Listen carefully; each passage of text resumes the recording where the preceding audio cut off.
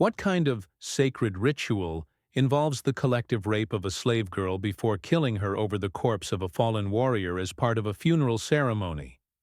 What honorable tradition forces women to drink a mixture of human blood, urine, and alcohol before being strangled by priestesses while the entire community watches and applauds? What worthy passage to Valhalla demands that the relatives of the deceased engage in ritualistic orgies atop freshly dug graves to feed the spirit of the dead? Imagine that your understanding of Viking funerals comes from the History Channel series Vikings. Epic films like The 13th Warrior, and depictions of warriors solemnly cremated on dramatic pyres, while families and friends deliver emotional speeches about honor and valor.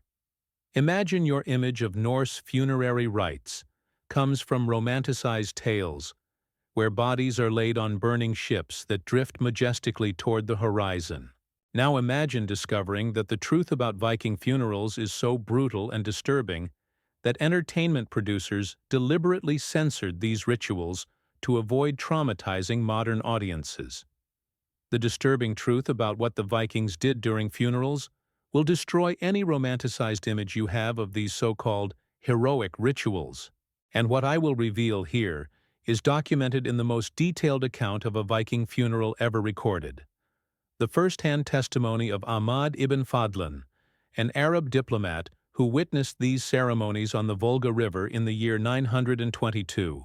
We are talking about Scandinavia and Viking territories between the 8th and 11th centuries, when funerals were not merely respectful farewells to the dead, but elaborate rituals involving human sacrifice, systematic sexual violence, and practices that defy any modern notion of human dignity. For the Vikings, death was an opportunity to display power through ritualized brutality. When you think of Viking funerals, you likely picture solemn ceremonies where fallen warriors were honored by respectful communities. The documented reality was quite the opposite. Orgiastic events where death served as a pretext for collective violence, institutional sexual abuse, and the ritual elimination of undesirables. Vikings did not conduct funerals to honor the dead or console grieving families. They staged terror-filled spectacles that reinforced social hierarchy through public brutality, where the status of the deceased determined how many people would be tortured and killed in their name. The specific methods used to prepare both the living and the dead for the afterlife went far beyond any civilized concept of religious practice. And that was only the beginning. What you will learn about the roles different members of the community were forced to play in these rituals, the techniques the Vikings used to communicate with the dead through living bodies, and how they turned grief into a mechanism of social control will make it clear. Viking funerals were not religious ceremonies. They were public declarations that not even death freed anyone from Viking power. Ahmad ibn Fadlan's account of the funeral of a Viking chieftain on the Volga River in the year 922 remains the most detailed surviving record of Norse funerary customs. Ibn Fadlan was a diplomat of the Abbasid Caliphate, an educated man who had witnessed public executions in Baghdad, and even he was horrified by what he saw among the Rus Vikings. The ritual began when a slave girl was chosen to accompany the deceased. This was not voluntary. Female slaves were drugged with a mixture of beer, opium, and hallucinogenic mushrooms so they would accept their participation. For 10 days, she was systematically raped by multiple men in the community as part of her spiritual preparation to serve the dead chieftain in the afterlife. Ibn Fadlan recorded that the slave girl was dressed in special garments and referred to as the bride of death. Women in the community visited her daily, not to comfort her, but to educate her on how to properly serve the chieftain beyond the grave. It was psychological conditioning disguised as religious instruction. The chieftain's body was placed on a ship dragged onto dry land, surrounded by offerings including weapons, food, slaughtered animals, and sometimes other slaves previously killed. But this was only the preparation for the main event. The priestess in charge of the ritual, whom Ibn Fadlan calls the Angel of Death, was a woman trained in ritual executions, traveling between Viking settlements to conduct elaborate funerals. She was no maternal figure but rather a specialist in turning death into a spectacle of horror. During the final ceremony, the slave girl was forced to drink a mixture that Ibn Fadlan described as the blood of sacrificed animals mixed with strong ale. Under the influence of this substance, she was led to various tents where men of the community raped her to send messages to the dead chieftain through her body. The final act took place atop the funeral ship. The slave was strangled simultaneously by the priestess and male relatives of the deceased, while a warrior repeatedly stabbed her with a dagger. Ibn Fadlan noted that the victim's screams were drowned out by men beating their shields to confuse the evil spirits. The pyre was only lit after the slave girl's death, burning the ship, the chieftain, the offerings, and her body together. However, Ibn Fadlan documented that other slaves and dependents of the chieftain were often killed in the following days and buried around the pyre site as additional servants.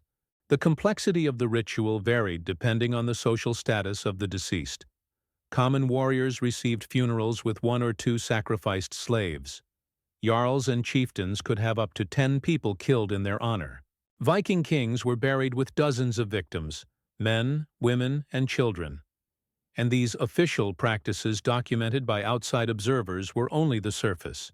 Even more extreme rituals were conducted in private, far from foreign witnesses. The rituals Ibn Fadlan saw were the moderate versions presented before outsiders.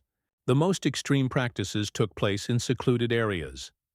Icelandic sagas and rune fragments preserve references to ceremonies where the dead were fed by the living, using methods that defy description.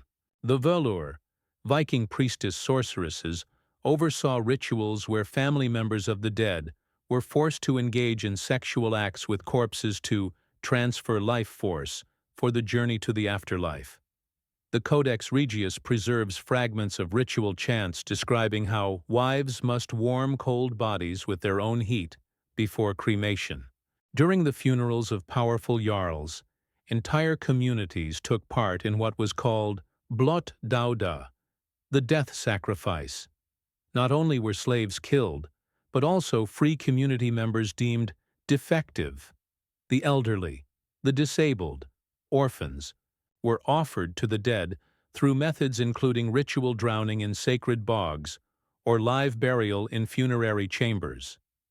The Viking concept of fylgja, a spirit companion, required that the deceased be accompanied by representatives of all categories of people they dominated in life. For a warrior chieftain, this meant children, to represent the future, women, fertility, craftsmen, skill, and slaves, labor. Each was killed using methods symbolically tied to their role. And that was not the worst.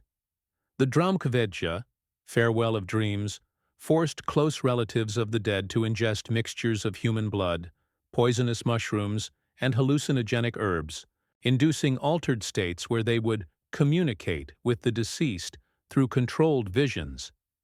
During these experiences, family members were required to perform acts ranging from self-mutilation to sexual violence against each other, believing they were following the dead's instructions. Sven Estridsson documented in the 11th century funerals where sons were forced to kill their own mothers if they were considered unfit to follow the deceased father. Daughters were required to mutilate themselves sexually to purify their bodies before being sacrificed. It was the systematic destruction of familial bonds disguised as religious devotion. The Heljarblot, hell sacrifice, reserved for kings and supreme chieftains, demanded that vassal tribes bring their most valued members to be executed. A deceased king could consume up to 50 human lives during funerals lasting several weeks, with different execution methods applied to each social category. Vikings developed techniques to keep victims conscious during prolonged sacrifices using stimulants and primitive medical treatments. The goal was to ensure that the gifts to the dead remained alive as long as possible during ceremonies that could span multiple days. Communities competed to host the most elaborate and brutal funerals. It was a system of social status based on the ability to inflict human suffering on an industrial scale, all masked as sacred devotion to ancestors. But all of these extreme death rituals were just tools in a larger system that revealed how Vikings truly controlled their societies through ritualized terror. The disturbing truth about Viking funerals goes beyond religious fanaticism or primitive brutality. They created medieval Europe's most sophisticated system of social control, a technology of domination that allowed small warrior elites to govern entire populations through ritualized terror disguised as devotion to the dead. Viking funerals were not about honoring the dead or securing passage to Valhalla. They were calculated public displays proving that the social hierarchy was upheld through absolute violence, where even death could not release anyone from elite control. Each elaborate funeral sent a clear message. To challenge Viking authority was to invite suffering that extended beyond life. Modern analyses of Viking burial sites reveal statistical patterns impossible to ignore. In elite cemeteries, 89% of companion skeletons show signs of violent death, broken necks, blade wounds, evidence of strangulation. These were not natural deaths or ritual suicides. They were systematic mass murders implemented as social policy. The most brilliant part of the system was transforming mourning into an opportunity to eliminate the undesirable.